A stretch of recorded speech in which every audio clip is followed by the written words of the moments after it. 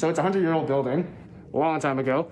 Both Billy Talent and 3 Days Grace were, they had their spaces in the building. Can I see you play a little bit? Sure.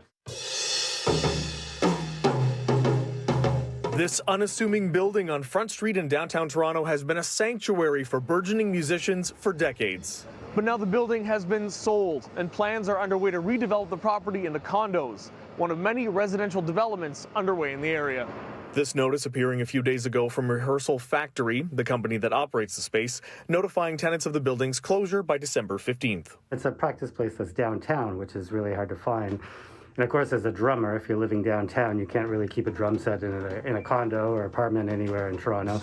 So you really need a place to access it without driving your neighbors crazy. Bob Reeves says he's been on the drums since grade 5. He now comes in to practice solo or with his 12-year-old daughter.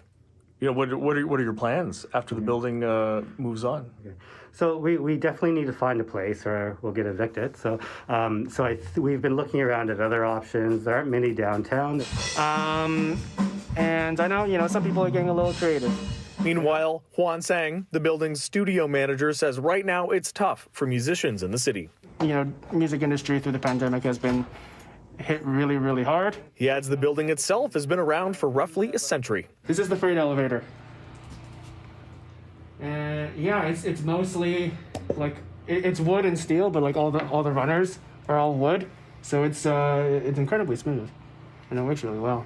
I think Rehearsal Factory took over this building in like '89, and I just had a talk with the owner recently. When they took it over, it was used as like textile storage. The floors are slanted. And that's because when this building was built, it was a slaughterhouse. Reeves now racing the clock along with his fellow musicians in the building to find a new home for his equipment and his music. We definitely need to find something that doesn't involve, traveling for an hour north of Toronto to have some space. In downtown Toronto, David Zura, City News.